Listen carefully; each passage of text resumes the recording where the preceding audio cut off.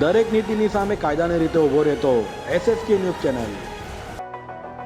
ગુજરાતમાં અંધશ્રદ્ધાને લઈ વિધેયકની મંજૂરી મળી ત્યાં સુરતમાં તાંત્રિક વિધિથી પતિ સંતાનો સાથે મેળાપ કરવાનું કહી પરિણીતા પર બળાત્કાર કરાયો હોવાની ઘટના બનતા પોલીસ દોડતી થઈ ગઈ.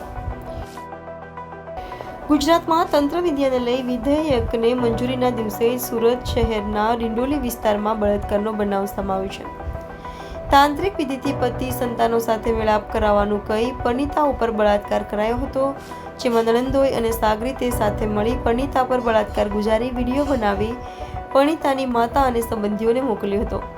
હાલ તો તાંત્રિક વિધિના નામે બળાત્કાર કરનાર નણંદોઈ સહિત બે વિરુદ્ધ પરિણીતાએ ફરિયાદ નોંધાવી હતી, જેને સહી ડિંડોલી પોલીસે બનાવની ગંભીરતાને પગલે ગુનો નોંધી બંને નરાધમોની ધરપકડ કરી વધુ તપાસ હાથ ધરી છે.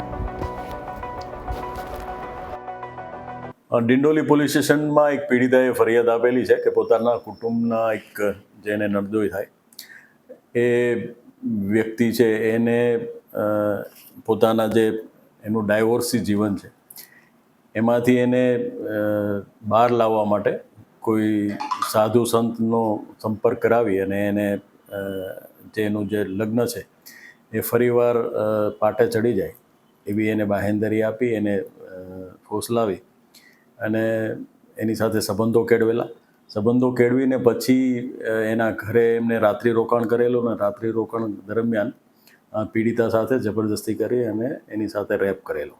એ મુજબની ફરિયાદ આપતા પોલીસે તપાસ હાથ ધરી અને આ સંબંધે બે આરોપી જે છે મોહિત પાટીલ અને પ્રવીણ સૂર્યવંશી બંનેને અટક કરવામાં આવેલા છે અને હાલ પોલીસ તપાસ કરી રહી છે. સર, કેટલા ટાઈમથી તાંત્રિક વિદ્યા કરતા હતા?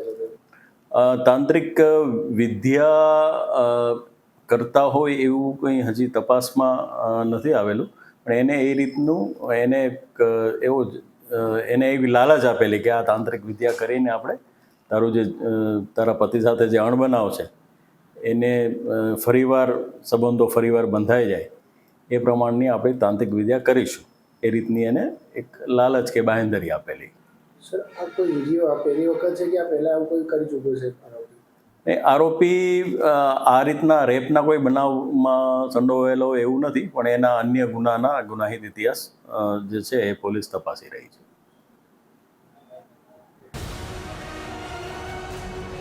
દરેક નીતિની સામે કાયદાની રીતે ઊભો રહેતો એસએસકે ન્યૂઝ ચેનલ.